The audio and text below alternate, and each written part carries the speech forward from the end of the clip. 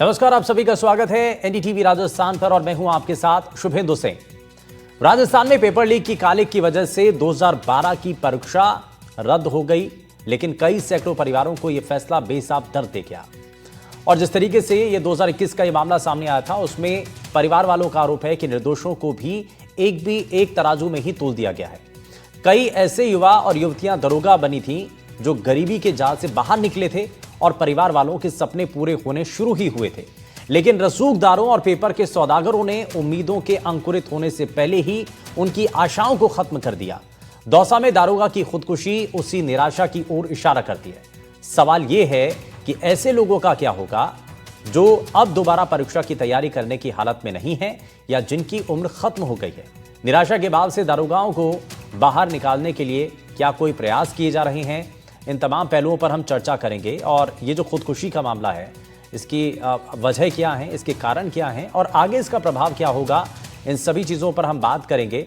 लेकिन उससे पहले इस मामले को लेकर के जो स्थानीय विधायक हैं वो इस मामले को लेकर के सामने आए और परिवार के जो सदस्य हैं वो भी इस पर क्या कह रहे हैं, ज़रा वो आपको सुनाते हैं। और उसके बाद आपको राजनीतिक बयानबाजी भी इस पर हो रही है। गोविंद सिंह डोटासरा ने इस मामले को लेकर के क्या कहा है, सरकार को कैसे घेरा, वो भी आपको दिखाएंगे। ज़रा बयान सुनिए आप। कोई मैसेज था मेरे पास, उसमें मैंने इसकी पूरी जानकारी ली और जो SI 2021 का जो चयनित अभ्यर्थी था जो कि धौलपुर के आसपास पोस्टेड था, यहाँ भाई से मिलने आया था, और वो जब ये भर्ती कैंसिल करी सरकार ने था, अवसाद में था, वो दुखद था। ऐसे कई मैसेज अभी मेरे पास मैसेज भी आए हैं व्हाट्सएप पे। परेशान था, गरीब परिवार से था, मेरे आगे क्या होगा, डिप्रेशन में था और शायद इसने यहाँ सुसाइड किया है। मेरी जो जानकारी में आई है, दौसा रेलवे स्टेशन ने सुसाइड किया है। बहुत गंभीर मामला है, सरकार ने युवाओं के साथ खिलवाड़ किया है। दुर्भाग्यपूर्ण है, बहुत दुखद घटना है। इससे बड़ा दुखद कोई बात हो नहीं सकती, कोई घटना हो नहीं सकती, और ये सिस्टम ने उसको मार दिया। ये आत्महत्या नहीं है, ये सिस्टम के द्वारा की गई हत्या है, क्योंकि पर्ची से बनने वाले मुख्यमंत्री जी 2 साल तक कोई निर्णय नहीं ले सके, और जो सही लोग हैं, जो ईमानदारी से परीक्षा देकर के बने हैं, उनके अंदर निराशा का भाव आया और निराशा के भाव में जो है वो उनकी मौत हो गई है। जवाबदारी लेनी चाहिए और मुख्यमंत्री जी। 2016 में वो वन रक्षक का पेपर लगा तो वो पास कर लिया था। उसके बाद पटवारी का हो गया।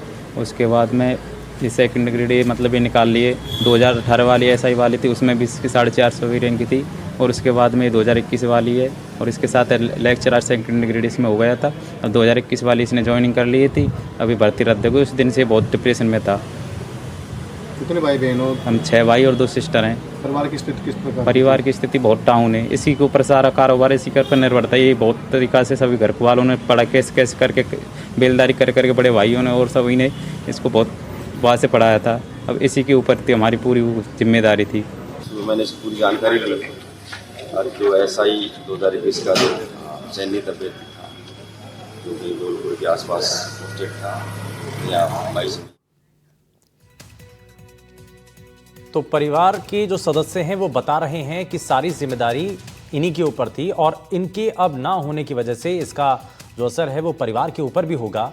लेकिन ये सिर्फ एक परिवार की कहानी नहीं है, ऐसे कई परिवार हैं जिनके सदस्य इस भर्ती परीक्षा के अंदर पास हुए थे, नौकरी कर रहे थे और इस फर्जीवाड़े से उनका कोई लेना देना भी नहीं है।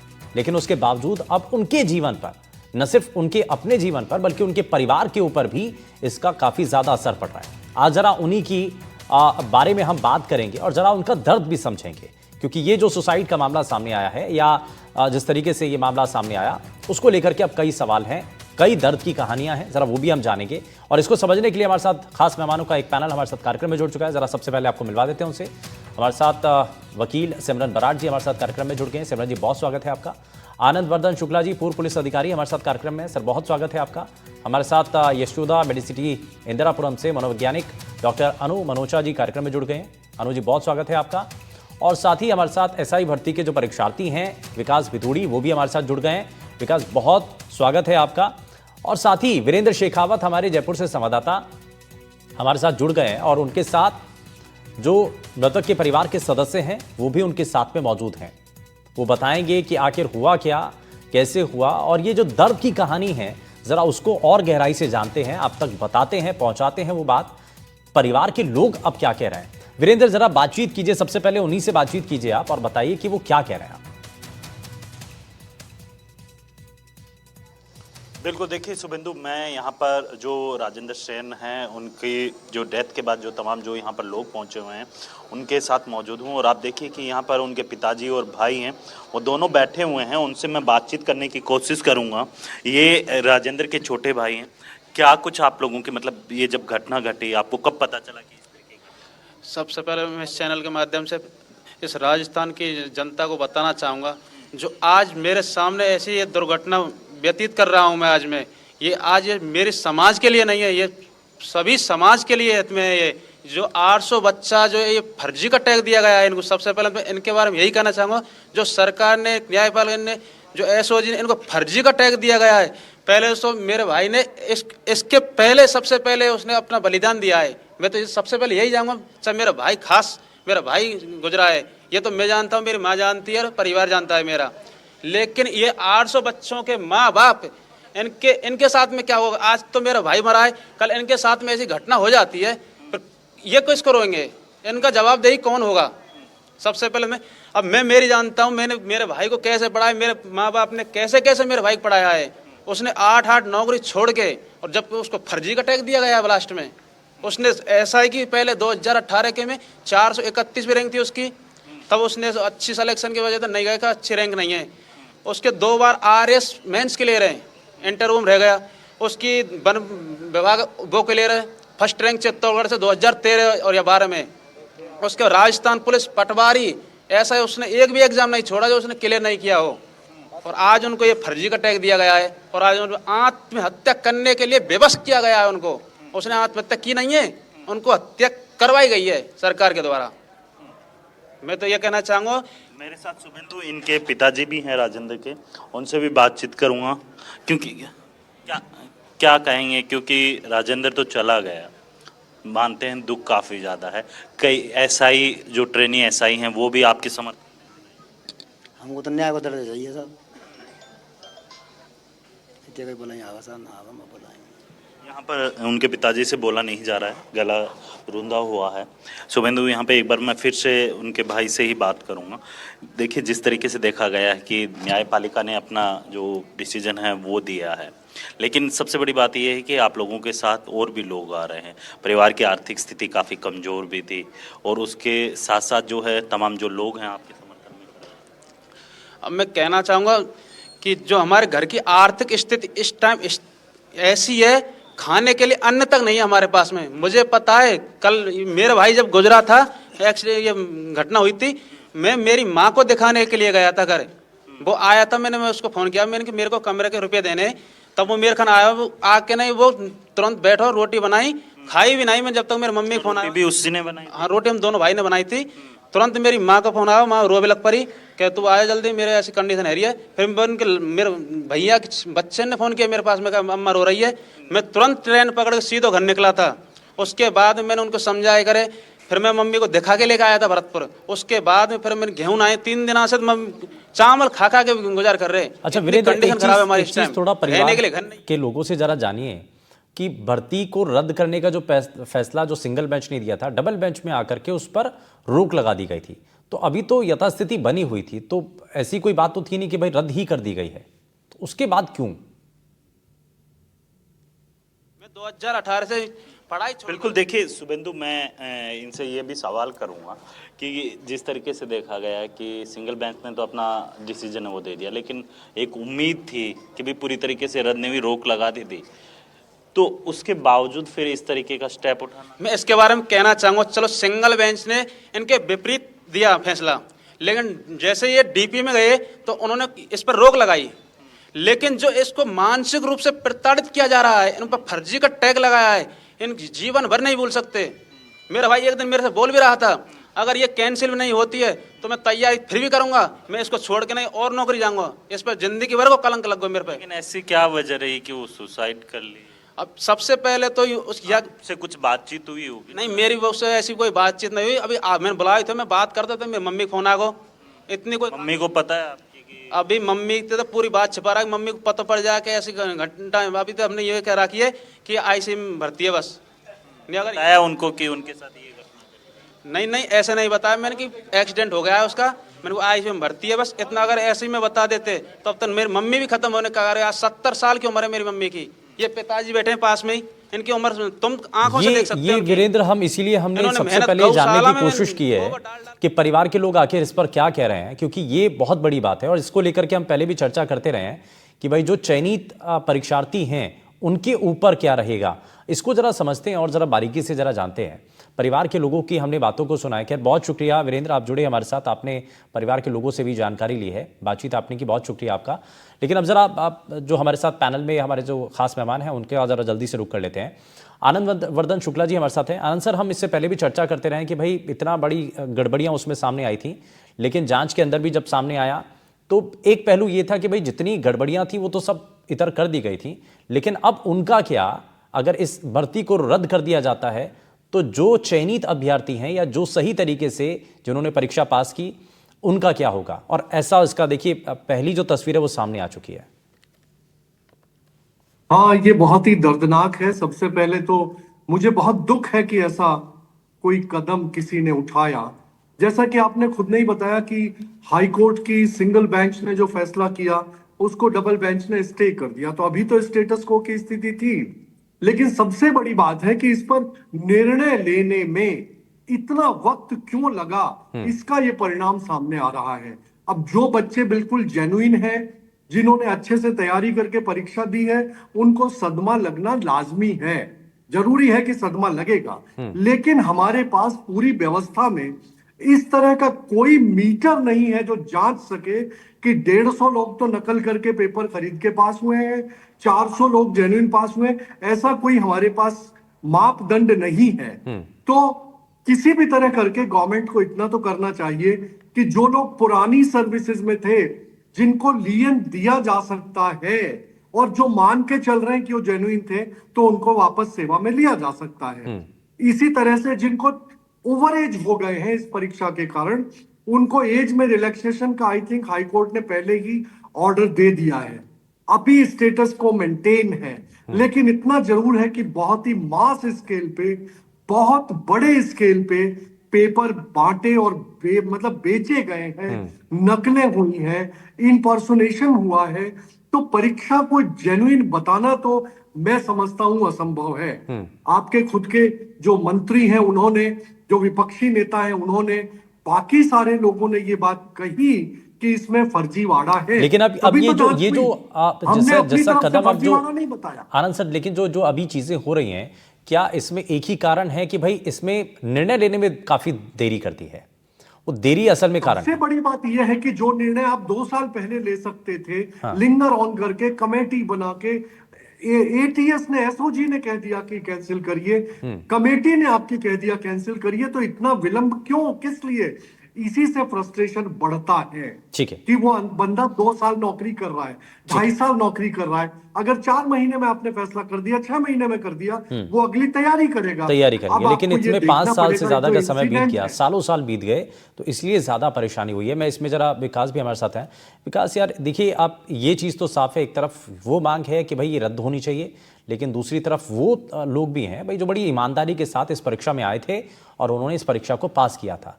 लेकिन ये टैग जो है ना, उसको लेकर के भी मैं बात करूंगा कि भाई जो है फर्जी तरीके से आपकी एंट्री हो गई है इस पूरी परीक्षा को लेकर के, क्योंकि यही सवाल उठ गया।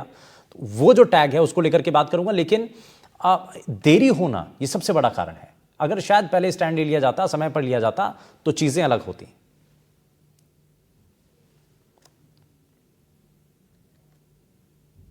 अनम्यूट करिए विकास, एक बार अनम्यूट कर लीजिए। देखिए सर, सबसे पहले तो मैं एनडीटीवी के इस मंच से भाई राजेंद्र जी को भावपूर्ण श्रद्धांजलि अर्पित करना चाहूंगा कि ये झकझोर देने वाली घटना है। आनंद शुक्ला जी ने बहुत बड़ी बात कही कि यह काम बहुत पहले हो जाना चाहिए था। सर 21 की भर्ती थी, 25 आ गया, ये काम 21 में भी हो सकता था, 22 में भी हो सकता था, 23 में भी हो सकता था, लेकिन तत्कालीन गहलोत सरकार ने इस भर्ती परीक्षा में बंटाधार करने का काम किया। गहलोत के जिस तरह पीएसओ पकड़े गए, राजदार पकड़े गए, पूरी आरपीएस से भ्रष्ट निकली, 5-5 सदस्य तत्कालीन अध्यक्ष दोषी पाए गए, लेकिन सब लोगों ने इस पर 2023 तक पर्दा डाल दिया। उसका खामियाजा आज योग्य और अयोग्य अभ्यर्थी दोनों आज भुगत रहे हैं। तो इस सरकार के ऊपर करारा तमाचा है। मैं तो कहता हूं गहलोत साहब को भी जेल की सलाखों के पीछे होना चाहिए था, इनकी जांच होनी चाहिए थी। 19 में से भाई 17 पेपर लीक हो गए, कोई धनी धोरी नहीं है राजस्थान का। माननीय जज साहब ने टिप्पणी की कि आरपीएससी का कोई धनी धोरी नहीं है, घर का भेदी लंका ढाए। एक तरफ तो गहलोत साहब के राजदार गिरफ्तार हो रहे हैं, दूसरी तरफ आरपीएससी के 5 सदस्य सहित तत्कालीन अध्यक्ष दोषी पाए जा रहे हैं, लेकिन कोई सुनने वाला नहीं है सर। तत्कालीन समय में 11 एफआईआर दर्ज हुई थी, लेकिन उन सभी एफआईआर में कोई कार्रवाई नहीं की गई, उनको पेंडिंग रख दिया गया, कुछ में एफआईआर लगाती गई और आनंद फानन में उस मुद्दे पर पर्दा डाल दिया गया। इसमें नाकामी वर्तमान भजनलाल सरकार की भी रही कि 2023 से 2025 तक पौने 2 साल में सरकार कोई फैसला नहीं कर पाई। अगर सरकार भी समय रहते फैसला कर पाती, एसआईटी ने तो बहुत पहले जांच दे दी, सब कमेटी ने कह दी, लेकिन उसके बावजूद भी आनंद फानन में इस मामले को अभी लंबा खींचा गया। तो कहीं ना कहीं ये बहुत बड़ा विषय बन गया और राजस्थान में घुट घुट कर जीने की स्थिति हो गई सर। योग्य अभ्यर्थी तो इसका दंश झेल ही रहे हैं, लेकिन जो अयोग्य अभ्यर्थी, मतलब जो इस भर्ती परीक्षा में इन फर्जियों की वजह से, फर्जी वही लोग जिन्होंने पेपर लीक किया, तमाम लोग फर्जी नहीं है। कई मेरे राजेंद्र जैसे भाई ईमानदार थे, मेहनत के दम पर आए थे, लेकिन और जो अन्य लोग थे जिनकी वजह से पेपर लीक हुआ, उनकी वजह से आज ईमानदार अभ्यर्थी जो चयनित नहीं हो पाए वो भी दंश झेल रहे हैं सर। मैं आपको बताना चाहूंगा, कोटा में भी इस तरह का हादसा हुआ। एक हेमराज मीणा नामक व्यक्ति, स्टूडेंट ने हादसे का एक कदम उठाया, आत्महत्या की। एक सुभाष गुर्जर नामक छात्र ने आत्महत्या की और ये कहा कि सॉरी पापा, मैं आपके सपनों को पूरा नहीं कर पाऊंगा, मैं थानेदार नहीं बन पाऊंगा। ये उसके वक्तव्य थे सर उसकी मौत को गले लगाते समय। ठीक है, मैं इसमें अनु जी को जोड़ रहा हूं। अनु जी, इसमें सबसे महत्वपूर्ण चीज ये है, अगर हम समझें, एक तो ये टैग के भैया ये फर्जी हैं, एक तो वो, और दूसरा परिवार का आर्थिक तौर पर बहुत कमजोर स्थिति थी। परिवार में जो शख्स कमाने वाला है, जो पूरा घर परिवार चला रहा है, उसके ऊपर बोझ, और उसके बाद ये पता चले कि आपकी साहब नौकरी जाने वाली है, और वो भी इस टैग के साथ, ये बहुत बड़ा मानसिक तौर पर एक सेटबैक है उसके लिए, उस इंसान के लिए। शायद यही एक बड़ा कारण रहा क्या? बिल्कुल, फर्स्ट ऑफ ऑल बहुत ज़्यादा पेनफुल है ये जो हुआ है। और इनफैक्ट प्रॉब्लम यहाँ आती है कि घर में आर्थिक स्थिति खराब है, उसके अलावा इतने टाइम से वो खिंचता जा रही है, बात खिंचती जा रही है, जिसकी वजह से प्रेशर जो इनबिल्ट हो रहा है, दोस्तों की वजह, दोस्त होते हैं, रिश्तेदार होते हैं, फैमिली होती है, सोसाइटल प्रेशर होता है, वो भी बढ़ता जाता है। जहां वो एग्जाम दे सकते थे या नहीं भी दे सकते थे, क्योंकि हर बार एक ही मनोस्थिति नहीं होती एग्जाम देने की। जो 5 साल पहले थे और जो आज हैं, वो एक सेम स्टेटस नहीं होता है। तो धीरे धीरे वो अंदर से भी डिप्रेशन साइंस आने शुरू हो जाते हैं, डिप्रेशन होना शुरू हो जाता है, खाना नहीं, कहीं मन नहीं लगता किसी के साथ। तो ये चीजें बहुत काउंटर करती हैं, बट कोई ध्यान नहीं दे पाता है इस बात पर। तो होते हुए भी अकेलापन रहता है जैसे लोगों के अंदर। तो वो साइंस होते हैं, प्रेशर है, सोसाइटल प्रेशर है, अंदर से प्रेशर है, हर किसी की उम्मीद उन्हीं पे लगी हुई है। तो ये चीजें तो होनी ही होती है। ठीक है, ठीक है, इसमें मैं सिमरन जी को भी जोड़ रहा हूँ। सिमरन जी, एक चीज़ ये, अब कानूनी रूप से क्या किया जाए, आगे का रास्ता क्या है? सिंगल बेंच ने पहले रद्द कर दिया था, डबल बेंच पे आकर के इस रद्द के फैसले को रोक लगा दी। अब आगे, क्योंकि अभी तो बहुत सारा स्कोप है, लेकिन क्योंकि कोई स्टैंड क्लियर नहीं हो रहा है, ना तो सरकार क्योंकि इस पर फ्रंट फुट पर आकर के कह रही है कि भाई नहीं, इसको रद्द कर देना चाहिए, और इसको रद्द करने के लिए हम फेवर में हैं, क्योंकि सरकार अभी न्यूट्रल स्थिति में दिखाई दे रही है। इसमें अभी कानूनी, लीगली इस पर क्या आगे हो सकता है? जी, कानून में तो खैर अपील और डिवीजन बेंच से सुप्रीम कोर्ट जाना, इसका तो आम आदमी को तो लगता है कोई अंत ही नहीं है। अगर मैं एक आम आदमी के तौर से बोलूं, और वकील के तौर से भी अपील रहती है, तो जो भी अब आप देखें, जिस फिलहाल जैसे ये वेग रह गया है सब कुछ, ना इसमें कार्रवाई हो पा रही है, ना जिन्होंने इम्तिहान दिए हैं उनके लिए कोई यहाँ पे सोल्यूशन है। तो या तो इसके ऊपर सुप्रीम कोर्ट का रास्ता है कि वहां पर जाएं पिटिशनर्स, पर उससे भी कोई अभी हल तो दिखता नजर नहीं आ रहा है। दूसरी बात ये है जो मैं कहना चाहूंगी कि एक कहावत है जिसका, जैसे इंग्लिश में हम कहते हैं, justice delayed is justice denied. तो जो लोग होते हैं कोर्ट के सामने, जितनी देरी रहती है उतना ही लगता है कि न्याय तो नहीं मिलेगा। तो ये हमारी सरकार को इन वाले मुद्दों लिए कहीं देखना चाहिए कि अगर कोई स्पेशल ट्राइब्यूनल्स भी बिठा सकते हैं, क्योंकि ये हमारे बच्चों, युवकों और स्टूडेंट्स के भविष्य का मामला है। ये कोई छोटी बात नहीं है, और इतनी दुखद घटना होना कि किसी ने आत्महत्या कर ली, इससे बुरी बात तो खैर हो ही क्या सकती है किसी माता पिता लिए। तो इसीलिए कहूंगी कि, और दूसरी बात एक और चीज कहना चाहूंगी कि एनटीए जो ये एग्जाम कंडक्ट करवाती है, ये under central ministry of education है। तो यूपीएससी के पेपर लीक होते हम क्यों नहीं सुनते हैं? हम सिर्फ सब इंस्पेक्टर या दूसरे एग्जाम के क्यों सुनते हैं? इस बात में भी हमारी सरकार को, स्टेट सरकार और केंद्र सरकार दोनों को मिलकर कुछ इसमें करना चाहिए। नहीं, वो तो फिर वापस से वही बात आ जाती है कि भाई आरपीएससी को क्या भंग कर देना चाहिए। अगर भंग कर दिया जाएगा तो उसका ऑप्शन क्या है फिर, है ना? आंसर यही सवाल तो है ना, फिर वापस से वही सवाल खड़ा हो जाएगा। आनंद सर, सवाल ये है कि जो छूट मतलब पब्लिक सर्विस कमीशन ने दी है कि भाई ओवर एज नहीं माना जाएगा, और मैं ये रिक्वेस्ट करता हूं कि लोग कोर्ट में जाएं या अपील करें कि जो लियन होती है, जो लोग कह रहे हैं कि हम पिछली सर्विस छोड़ के आए हैं, तो उनके पास ये ऑप्शन है कि उस सर्विस में वो वापस जा सकते हैं, आज भी ज्वाइन कर सकते हैं। लियन होता है, लेकिन अब किसी को 4 साल हो गए। अब देखिए, सरकार की डिले की वजह से ये भुगतना पड़ेगा लोगों को, कि अगर टाइमली अपने निर्णय लिया होता, एसआईटी की रिपोर्ट को माना होता, एसओजी की रिपोर्ट को माना होता, तो शायद ये निर्णय बहुत पहले हो जाता। आप जगह जगह से ओपिनियन ले रहे हैं, हर जगह से एक ही ओपिनियन आ रही है कि कैंसिल करिए, तो फिर डिले क्यों? मतलब अदालत तक की नौबत क्यों आई? मैं ये जानना चाहता हूं सरकार से कि इसको जल्दी करना चाहिए था। तो इस तरह के जो हादसे हो रहे हैं उनको रोका जा सकता है, अभी भी रोका जा सकता है। अच्छा, अब क्या करने की जरूरत है? आनंद सर, आपका अनुभव इस पर क्या कहता है? किस चीज पे? इस मामले को, अगर जैसा पहला ये सुसाइड का मामला सामने आया, अब इसको रोकने के लिए कम से कम आगे ऐसा ना हो, इस बात को ध्यान रखते हुए अब क्या करने की जरूरत है? क्योंकि बहुत संवेदनशील मामला है। सर, अभी तो हम यही देखते हैं कि अभी तो मामला सब जुडिस है, अभी तो कोर्ट ने निर्णय नहीं दिया, स्टे हो गया पिछला निर्णय, तो अभी तो सुसाइड करने जैसी कोई बात ही नहीं है ना। Let us see what is happening. और सिमरन मैम बिल्कुल ठीक कह रही है, अभी तो सुप्रीम कोर्ट तक खुला हुआ आगे है लड़ाई आपके है, पास। बिल्कुल। तो इतना जल्दी कुछ इस तरह का ड्रास्टिक स्टेप उठाने की मैं समझता हूं कोई जरूरत नहीं है मेरी समझ से।